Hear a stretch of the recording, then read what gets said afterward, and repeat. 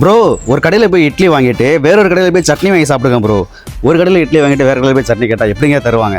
சரி வாங்க தரமா செஞ்சிருவோம். ஓகே, நானும் டாஸ்க்கை கம்ப்ளீட் பண்ணலான்னு பைக் எடுத்துட்டு இட்லி கடை தேடி போயிட்டேன். 3 இட்லியை மட்டும் சட்னி எதுவும் வைக்காம பார்சல் ஒன்று வாங்கிட்டேன். இப்போ பார்சலை வாங்கிட்டு பஸ் ஸ்டாண்ட் பக்கத்தில் இருக்கிற டிஃபன் கடையில் போயிட்டு சட்னி வேணும்னு சொல்லி கேட்டேன். அவர் சொன்னதை நீங்களே கேளுங்க.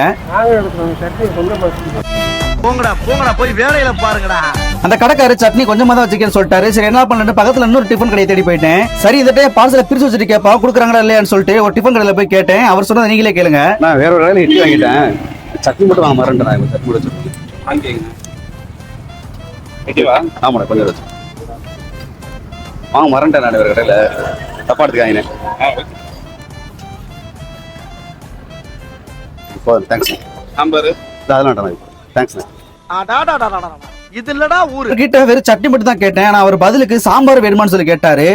என்ன மனுஷன்டா அப்படின்ற மாதிரி தான் இருந்துச்சு. வேற ஒரு கடையில இட்லி வாங்கிட்டு கிட்ட சட்னி கேட்டேன். கொடுப்பாரா மாட்டான்னு ஒரு பயத்துல போய் கேட்டேன். பரவாயில்ல மனுஷன் தங்கப்பன மனுஷனா இருக்காரு. கேட்டோம்னா கொடுத்துட்டாரு. சரி ஓகே, இவ்வளவு உதவி செஞ்ச மனுஷனுக்கு ஒரு நன்றி சொல்லிட்டு நேரம் அவர்கிட்ட போய் ஒரு நன்றி சொல்லிட்டு கிளம்பிட்டேன். ஓகே மக்களே, இந்த ஒரு வீடியோவை ரொம்ப கஷ்டப்பட்டு எடுத்திருக்கோம். நெக்ஸ்ட் என்ன டாஸ்க் பண்ணணும் அப்படின்னு மறக்காம லைக்கை போட்டு கமெண்ட்ல சொல்லிருங்க.